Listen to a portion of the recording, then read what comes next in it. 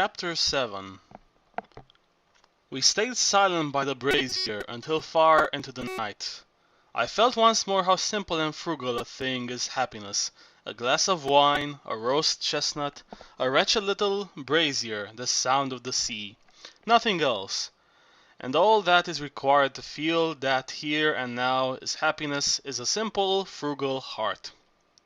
"How many times have you been married, Zorba?" I asked. We were both in a good humor, not so much for having drunk a lot of as on account of the indescribable happiness within us. We were deeply aware, each of us in our own way, that we were two ephemeral little insects clinging tightly to the terrestrial bark, that we had found a convenient corner near the sea, behind some bamboos, planks, and empty petrol cans, where we hung together, and, lastly, that we had before us some pleasant things and food, and within us serenity, affection, and security. Zorba did not hear my question. Who knows on what oceans beyond the reach of my voice his mind was sailing? I stretched out my arm and touched him with the tip of my fingers. "How many times have you been married, Zorba?" I asked again. He started. He had heard this time. Waving his great hand, he answered, "What are you delving into now? Do you think I'm not a man? Like everyone else, I've committed the great folly. That's what I call marriage. May married folks forgive me. Yes, I've committed the great folly. I've married. Yes, but how many times?" Zorba scratched his head vigorously. "How many times?" he said at last. "Honestly, once. Once and for all. Half honestly, twice. Dishonesty 1,000, 2,000, 3,000 times. How'd you spend me to reckon it? Tell me a little about your marriages, Zorba. Tomorrow's Sunday. We'll shave and put on our best clothes and go to old Bubulina's for a good time and a bad girl. Now tell me." "Tell you what?" "Are those really things you talk about, boss? Honest marriages are tasteless. They're a dish without any pepper. Tell you what, when the saints ogle you from their icons and give you their blessings, d'you call that a kiss? In our village we say only stolen meat is tasty. Your wife is no stolen meat. Now, as for the dishonest unions, how are you going to recall them? Does the cock keep a register? You bet. And why should he anyhow? There was a time when I was young I kept a lock of hair of every woman I got familiar with. I always kept a pair of scissors on me, even when I went to church, yes. There were my scissors in my pocket. We're men, after all. You never know what'll come along, do you?" So like that, I made a collection of locks of hair. There were dark ones, fair ones, ginger ones, even a few white ones. I collected such a lot, I stuffed a pillow with them. I stuffed the pillow I slept on, only in winter though. In summer it made me too hot. Then, a bit later, I got fed up with that too. You see, it began to stink, so I burned it. Zorba started laughing. "That was my register, boss," he said, "and it's burnt. But I was fed up to the teeth with it. I thought there wouldn't be so many, and then I saw that there was no end to it, so I threw my scissors away." "What about the half-honest marriages, Zorba?" "Oh, those have a certain charm," he sighed. Oh, wonderful Slav, may you live 1,000 years. What freedom! None of those. None of those. Where have you been? Why are you late? Where did you sleep? She asks you no questions and you ask her none. Freedom!" He reached for his glass, emptied it, and shelled a chestnut. He munched as he spoke. "One was called Sofinka, the other Nusa. I met Sofinka in a tidy-sized village near Novorossiysk. It was winter and snowing. I was going to look for work in a mine and stopped in this village. It was market day, and from all the villages round about, men and women had come to buy and sell. A terrible famine and bitter cold. To buy bread, people were selling all they had, even their icons. Well, I was going round the market when I saw a young peasant woman jumping down from her cart. A 6-foot hussy with eyes as blue as the sea, and such thighs and buttocks, I tell you, a real broodmare. I stopped dead in my tracks. Poor Zorba. Oh, my poor bloody Zorba, I said. I started to follow her and look. I couldn't keep my eyes off her. You, you should have seen her buttocks swinging like church bells at Easter. Why go looking for mines, you poor mutt? I said to myself. Why waste precious time there, you damned weathercock? Here's the mine for you. Get in it and open up the galleries. The girl stopped, started to bargain, bought a load of wood, lifted it up, Jesus, what arms, and threw it into her cart. She bought some bread and 5 or 6 smoked fish. How much is that? She asked. How much? She took off her golden earrings to pay. As, as she'd no money, she was going to give her earrings. My heart leapt into my mouth. Me, let a woman give away her earrings, her trinkets, her scented cakes of soap, her little bottles of lavender water. If she gives away all that, it's all up with the world. It's as if you plucked a peacock's feathers. Would you have the heart to pluck a peacock? Never. No. As long as Zorba lives, I said to myself, that won't happen. I opened my purse and I paid. It was the time when rubles had become bits of paper. With 100 drachmas, you could buy a mule. With 10, a woman. So I paid. The wench turned around and took a look at me out of the corner of her eyes. She took my hand to kiss it, but I pulled my hand away. What did she take me for? An old man? Spasiba, spasiba, she cried. That means thanks, thanks. And away she leapt into her cart. She took the reins and raised her whip. Zorba, I said to myself, look out, my friend, she's going to slip through your fingers. In one bound I was at her side in the cart. She said nothing. She didn't even look round. A crack of the whip and off we went. On the way she came to realize I wanted her to be mine. I could muster 3 words of Russian, but in these affairs there's no need to say much.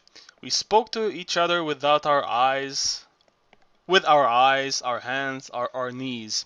No need to beat about the bush. We arrived in the village and stopped in front of her izba.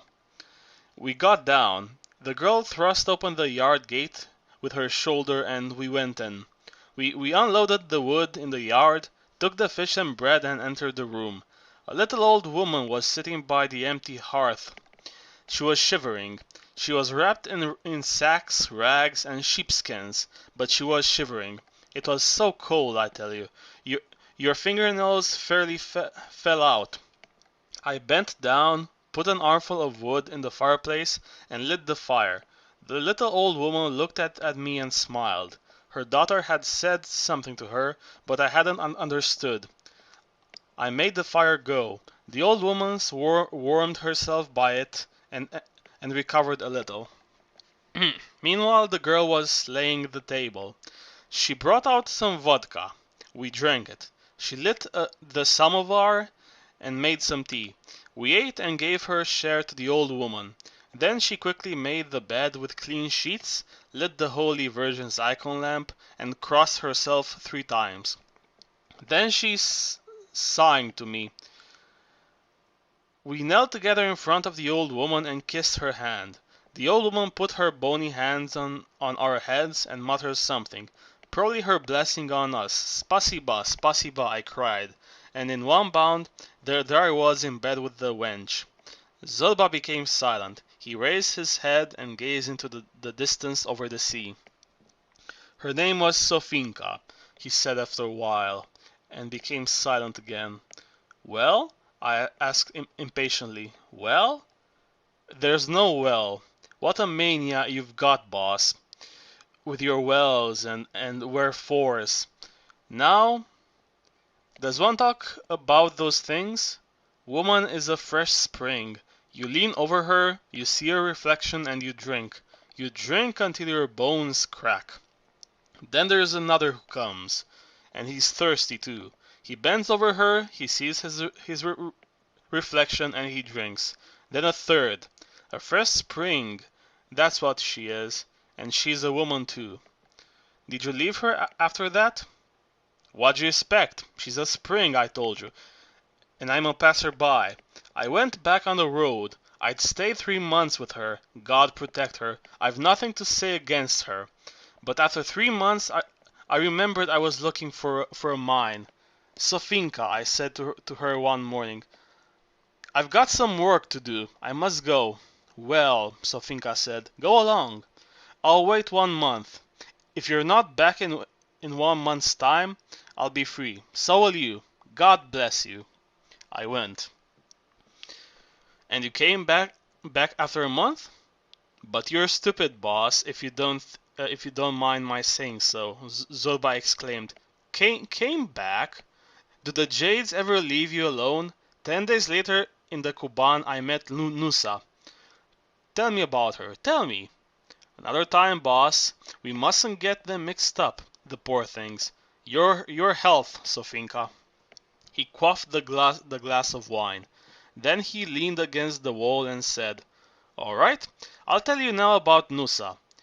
I've got Russia on the brain tonight. Strike the flag. We'll empty the holds. He wiped his mustache and poked the embers. Well, as I said, I met this one in a Kuban village. It was summer. Mountains of melons and watermelons. I'd pick up one now and then and nobody'd say a thing. I'd cut it in two and stick my face into it. Everything's to be had in abundance in Russia, boss. Everything in a heap. Roll up and take your choice. And not only melons and watermelons, I tell you, but fish and butter and women. You're passing by, you see a watermelon, you take it. Not like here in Greece, where if you ever pinch the tiniest bit of skin off a melon, you're hauled up before the courts, and as soon as you touch a woman, her brother rushes up and draws his knife to make sausage meat of you. Ugh. To hell with that measly crowd of beggars. You just go to Russia if you want to see how you can live like a lord. So, I was going through Kuban and I saw a woman in a kitchen garden. I liked the look of her. Let me tell you, boss, the Slav woman is not like those skinny, greedy little Greeks who sell you love a drop at a time, and do everything they can to palm you off with less than your due and swindle you over the weight. No, boss, the Slav gives you a good measure, in sleep, in love, and in food. She's so nearly related to the beasts of the fields and the earth itself. She gives and gives bountifully. She's not niggardly about it, like those haggling Greeks. I asked her, what's your name? You see, though through women, I'd picked up a bit of the language. Nusa, and yours? Alexis. I like you very much, Nusa. She looked me over carefully, like you look at a horse before buying it. You're no weed yourself, she said. You've got sound teeth, a big mustache, a broad back, strong arms. I like you. We didn't say much else. It wasn't necessary. We came to an understanding in a jiffy. I was to go to her place that evening in my glad rags. Have you got a fur-lined cloak? Nusa asked me. Yes, but in this heat? Never mind, bring it. It'll look smart. That evening, then, I, I rigged myself out like a bridegroom. I put my cloak over my arm. I also took a silver knobbed cane I had, and off I went. It was a big country house with outbuildings, cows, presses, 2 fires in the yard, and cauldrons on the fires. What's boiling here? I asked. Watermelon must. And here? Melon must. What a country, I said to myself. Did you hear that? Must of melons and watermelons. This is the promised land. Goodbye, poverty. Here's to you, Zorba. You've fallen on your feet, like a mouse in a pound of cheese. I went up the staircase, an enormous wooden staircase which creaked. On the landing were Nusa's father and mother. They were wearing a sort of green breeches and red waistbands with big tassels. They were pretty well off, in fact. These monkey faces opened their arms and enveloped you in huggings and kissings. I was soaked in slobber. They spoke to me at top speed. I didn't understand much, but what did that matter? It was obvious, by their expressions, they wished me no ill. I went into the room and what did I see? Tables groaning under food and drink, like great sailing ships. Everybody was standing, relations, women, men, and in front was Nusa, made up in evening dress, with her bosom showing like a ship's figurehead. She was dazzling youth and beauty. She was wearing a red kerchief over her hair, and over her heart was an embroidered hammer and sickle. Zorba, you double-dyed sinner, you, I muttered to myself. Is that your meat? Is that the body you're going to hold in your arms tonight? God forgive your father and mother who brought you into this world. We all threw ourselves on the food with a will, the women as well as the men. We guzzled and swilled, we ate like pigs and drank like fish. What about the priest? I asked Nusa's father, who was sitting beside me and whose body was steaming through eating so much. Where's the priest to bless us? There's no priest, he spluttered. There's no priest. Religion is opium for the masses. On that he rose, puffed out his breast, loosened his red sash and raised his arm for silence. He was holding a glass filled to the brim and looking me straight in the eye. Then he began to talk and talk. He was making a speech to me. What was he saying? God knows. I was tired of standing. Besides, by the time I was a bit pissed. I sat down and pressed my knee against Nusa's. She was on my right. The old boy just wouldn't stop talking. The sweat was pouring off him. So they all rushed around him and hugged him to make him stop talking. He stopped. Nusa signed to me. Now you must speak. So I got up in my turn and made a speech, half in Russian, half in Greek. What did I say? I'm damned if I know. I only remember that at the end I launched on some clept brigand songs. Without rhyme or reason I began to bellow. From the hills the kleps came down, each a rustler. Of horses found they none, but they found Nusa. You see, boss, I changed the song to fit the circumstances. Away they go, away they go. Away they go, mother. Ah, my Nusa, Vi. And as I bellowed Vi, I threw myself on Nusa and kissed her. That was just what was wanted. As if I had given the signal they were waiting for, and they were, in fact, only waiting for that, several great fellows with red beards rushed and put out the lights. The women, the jades, started yelping, screaming they were afraid. But almost at once in the darkness, they giggled. Hee hee hee. They liked being tickled and laughed. What happened, boss, God alone knows. But I don't think he knew either, because if he had known, he would have sent a thunderbolt to burn them up. There they were all mixed up, men and women, rolling on the ground. I started to search for Nusa, but where could I find her? I found another and did the job with her. At daybreak I rose to leave with my woman. It was still dark, I couldn't see clearly. I caught hold of a foot, I pulled it. No, it wasn't Nusa's. I caught hold of another foot. No. I pulled a third. No. I catch hold of a fourth, a fifth, and in the end, after no end of trouble, I found Nusa's foot, pulled it, and extricated her from 2 or 3 great devils who were sprawling over the poor girl, and I woke her up. Nusa, I said, let's go. Don't forget your fur cape, she replied. Let's go, and we left. Well? I asked again, seeing that Zorba remained silent. There you go again with your wells, said Zorba, impatient at these questions. He sighed. I lived 6 months with her. Since that day, God be my witness, I need fear nothing. Nothing, I say. Nothing except one thing, that the devil or God wipe out those 6 months from my memory. Do you understand? I understand, you ought to say. Zorba closed his eyes. He appeared very moved. It was the first time I had seen him so strongly gripped by a memory of long ago.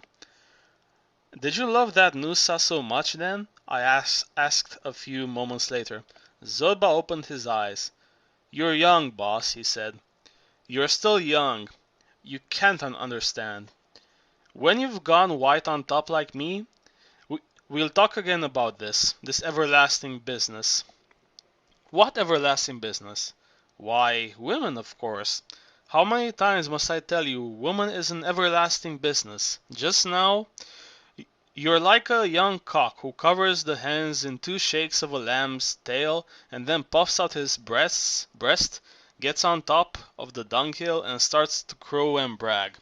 He doesn't look at the hens, he looks at their combs.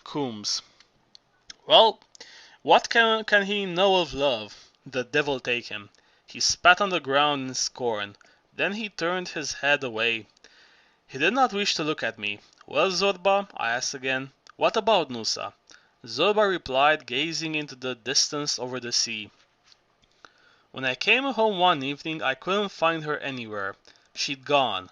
A handsome soldier had just arrived in the village, and she'd run off with him. It was all over. I tell you, my heart split in two. But the nave soon stuck itself together again. You must have seen those sails with red, yellow, and black patches, sewn with thick twine, which never tear even in the roughest storms. Well, that's what my heart's like. Umpteen holes and umpteen patches. It need fear nothing more. And didn't you bear Nusa any grudge, Zorba? Why? You can say what you like. Woman is something different, boss. Something different. She's not human. Why bear her any grudge? Woman's something incomprehensible, and all the laws of state and religion have got her all wrong. They shouldn't act like that towards a woman. They're too harsh, boss, too unjust. If I ever had to make laws, I shouldn't make the same laws for men and for women. 10, 100, 1,000 commandments for man. Man is a man, after all. He can stand up to it. But not a single law for woman. Because, how many times do I have to tell you this, boss? Woman is a creature with no strength. Let's drink to Nusa, boss, and to woman. And may God give us men more sense. He drank, raised his arm, and brought it down with force, as if he were using an axe. He must either give us men more sense, he said, or else perform an operation on us. Otherwise, believe me, we're finished.